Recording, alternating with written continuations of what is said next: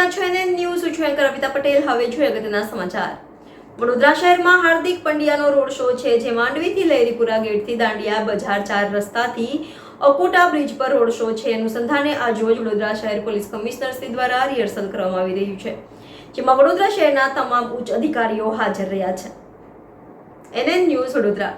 દર્શક મિત્રો, તમારી આસપાસ બની રહેલી અવનવી ઘટનાઓ વિશે જાણવા માટે એનએન ન્યૂઝને લાઇક કરો, શેર કરો, સબસ્ક્રાઇબ કરો અને બેલ આઇકન પ્રેસ કરો, જેથી આપને નોટિફિકેશન્સ મળતી રહે.